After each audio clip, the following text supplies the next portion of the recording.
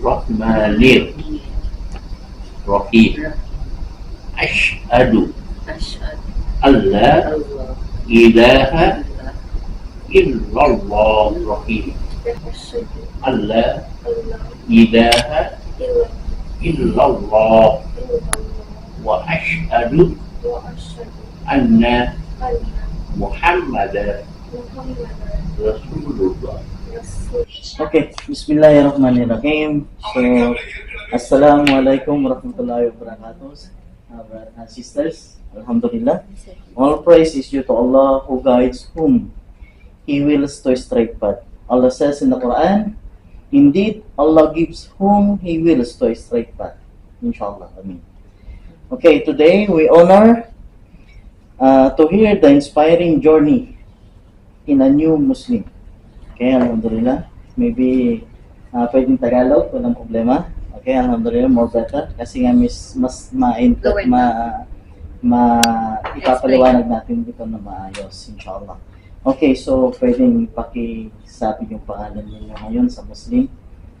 Mauna muna. Sino muna? Mauna? Aisha Vicente. And your sister? Yung na-choose mo sa sister? Yunaisa. Ha? Yunaisa. Yunaisa, alhamdulillah. So, bago natin umpisahan, pwede ba malaman namin kung ano ba yung mga background niyo before, bago kayo nag-convert kanina? Ano yung mga patawag nito, gawain ninyo noon, bawat sa inyo, yung kayo ay mga Christian pa kanina lang. Mashallah. Sister? Ikaw na. Okay. Ikaw ba dati kang Kristiyano? Kanina? Mashallah. Dating born again. At hindi naman palagi ako nagsisimba ng linggo. Alhamdulillah. Pero dati talaga, 2013 is na-convert na ako ng Muslim. Mm-hmm. Kaya lang nung lumipat na sa Europe yung amo ko, bali dalawa kami mag-asawa kasi kinuha kami. Ang trabaho ang asawa ko sa opisina nila. Tapos ako, ang trabaho sa bahay. Tapos hindi pwedeng magsama kami sa isang kwarto kapag hindi na-convert ang asawa ko. So, ibig sabihin dito yun? Dito siya. Dito sa Malaysia? 20 years siya dito. 20 years? Alhamdulillah. Last year lang siya umuwi kasi nagkasakit. Okay, alhamdulillah. Tapos, nung naglumipat ng aking bali, parang wala nang nag-asikaso sa pag-guide sa akin kasi hindi pa ako mahilig lumabas-labas noon. Wala pa akong kaibigan. Bali, ito lang si Sister Miriam. Sister Miriam. Sister Miriam. Pero hindi kami palagi nagkikita. Pero pag nagpunta kami sa Al-Qadim, nagkikita kami doon. Tapos hanggang sa wala nang nag-guide sa akin, parang bumalik ako ng pag-born again. Pero hindi ka pa nakapagsyahada na ulit? Nagsyahada na. Kung bakit tinanggap mo yung pagiging tinanggap Muslim? Kaya lang, hindi ako na-register. Hindi lang register. Okay, sister? Catholic po ako before. Roman Catholic. Opo. Tapos, sige lang, sister. It's okay. Tapos, nag-school po ako sa Catholic school din po. Kaya, minsan po, hindi din po nakakapagsimba sa So, kasi kapag Roman Catholic tayo, di naman ay mga Kristiyano tayo. The only specific na ginagawa natin is once in 1 week. Yung pagsisimba natin, which is Sunday only. Okay? So, alhamdulillah. So, ano naman yung naging interest ninyo? Kumbaga, ano na yung naging bakit ginusto nyo naging Muslim? Bakit tinanggap ninyo pagiging Muslim? Kasi po, before si Tita po kasi matagal na po siyang Muslim. Tapos, parang naaano po, curious po ako gano'n na ano po yung ginagawa nila. Kaya, I decided kumbaga, naging na-influensyahan ka sa kanila na kumbaga nakita mo yung beauty ng Islam. Okay, sister? Nung nagtrabaho sa ako, ay hindi nakita ko siya naggalit, nagtudong, para siyang angel. Pero alam naman natin na sa Mama Mary na tinatawag sa Kristiyano, no? Alam naman natin na ganito ang suot nila, di ba? Naka-cover sila. So kumbaga, hindi nga lang natin masyadong sinasapuso kasi nga ang mga madre, sabi nga nila, kapag naka-cover sila, malapit sila sa Diyos. Which is tayo mga Kristiyano before, kumbaga sila lang yung kumbaga nasa malapit sa paanan ng Diyos. Kumbaga tayo nasa another kumbaga level naman tayo. Kumbaga, so alhamdulillah. Ngayon nag-shahada na kayo. Ano yung naramdaman niyo? Masaya po. Kasi,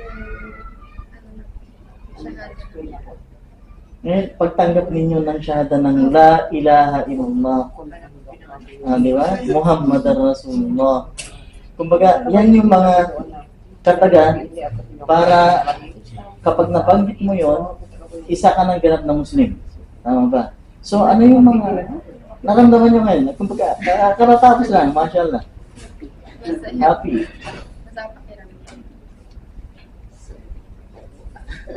Hindi. Kasi minsan, sabi nga nila, Allah give the hidayah. Okay? Hidayah. Not everyone have the hidayah.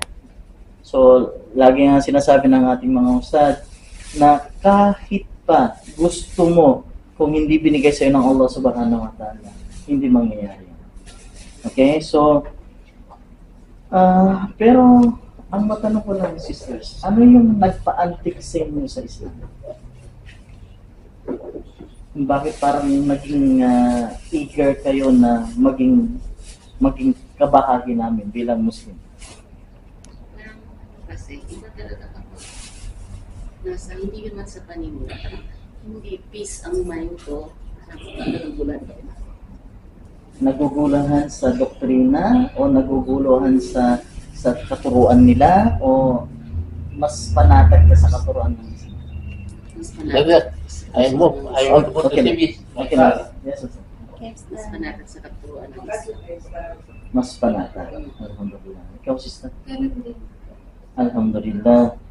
At kung patawag nito, kung kayo ay tatanungin ko ngayon, ano yung, meron ba kayong Quran verse na tumatak sa inyo? Wala pa. Ikaw, sister? Wala pa. Masyadong hindi pa masyado sa Quran. Kumbaga, madalas kasi, sa nangyayari sa atin, lalo na nung nasa Kristiyano tayo, meron tayo mga gustong-gustong verses na yun yung hawak-hawak natin lagi. Binibigkas lagi natin, inshallah. So, kapag the days goes by, inshallah, at ma-encounter ninyo yun, magkakaroon din kayo ng pagkakataon na panghawakan ninyo yun, yung verses na yun, ng talata ng Allah subhanahu wa ta'ala. Sister, ngayon, ang mga kakaharapin ninyong mga pagsubok sa buhay, na alam ninyo na yung nakagisnan ninyo bago kayo naging Muslim ay hindi kayo nakatulong na ganito. So, ito ba yung magiging hamon sa pang-araw-araw ninyong gawain sa buhay? Siyempre, hindi na kayo tulad ng dati na lahat tanggal yung tutong, nakikita yung aurat ninyo, nakikita yung mga pagkatao nito, kagandahan bilang babae. Pero ngayon, ang nakikita natin ay isang babae na sabihin na lang natin na protective siya. Kumbaga parang sa cellphone sana, meron siyang protective case. Alhamdulillah. So ito ba yung hamon? Magiging hamon sa inyo? Parang gano'n. Kasi mali gagawin namin kasi Islam na kami ngayon. Mm-hmm. So, kailangan namin iwanan na yung dating dati ninyong mga nakasanayan. Alhamdulillah. At so, dahil sa mga pagbabago na mangyayari magsimula ngayon, sister, paano natin ito magagawang isabuhay?